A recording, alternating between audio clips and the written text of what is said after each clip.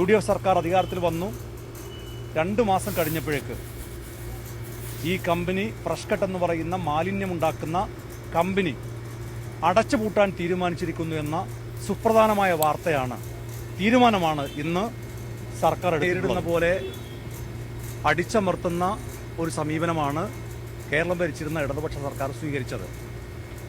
ഒരേ സമരത്തിൽ പങ്കെടുത്തവർക്കെതിരെ നിരവധി FIRകൾ ചുമത്തി അവരെ ദിവസം.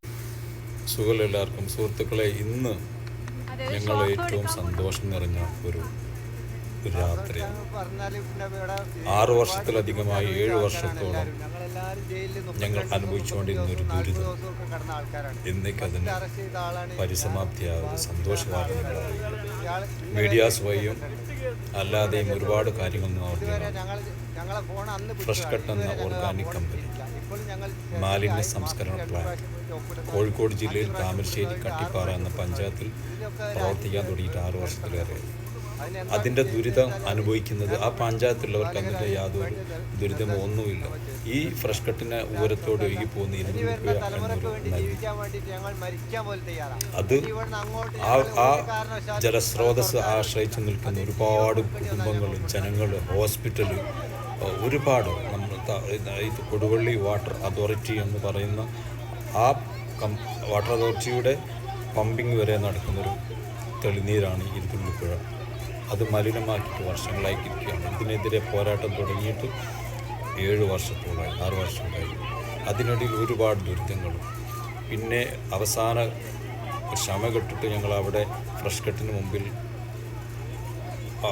കമ്പനിക്ക് മുമ്പിൽ പോയിട്ട് തന്നെ സമരം ചെയ്തു. ആ സമയത്ത് എന്താ പറയുക, നിർഭാഗ്യകരമായ ഒരു സംഭവം അവിടെ നടന്നു. പോലീസുമായിട്ടുള്ള ചെറിയൊരു വാക്കേറ്റുണ്ടായി. അവർ സമരത്തിന് വന്ന ആൾക്കാർ ഒരുപാട് അകാരണമായിട്ട് ടെയർ ഗ്യാസ് പ്രയോഗിച്ചു, എറിഞ്ഞു, ഒരുപാട് പ്രശ്നങ്ങളുണ്ടായി. അതോടനുബന്ധിച്ച് കേസുകൾ വന്നതൊക്കെ നിങ്ങൾ അറിഞ്ഞതാണ്. ആ സമയത്ത് രാത്രി കാലങ്ങളിൽ വരെ പോലീസ് വേട്ടയാടുകയും ബുദ്ധിമുട്ടാക്കുകയും ചെയ്ത് പല ആൾക്കാരെയും ബുദ്ധിമുട്ടാക്കിയിരിക്കുന്ന സമയത്താണ് LDFിൻ്റെ ഭരണകാലത്ത്.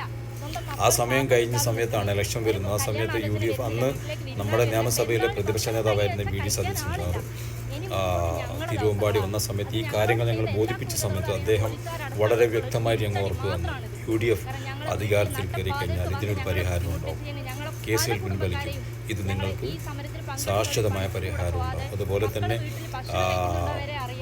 മുസ്ലിം ലീഗും യൂത്ത് ലീഗിൻ്റെ സെക്രട്ടറി ആയിരുന്ന PK ഫിറോസ് ഞങ്ങൾ നിയോജക മണ്ഡലത്തിലേക്ക് മത്സരിക്കാൻ വന്നു. അദ്ദേഹം ഞങ്ങൾക്ക് ശക്തമായ ഉറപ്പ് ഇതിനൊരു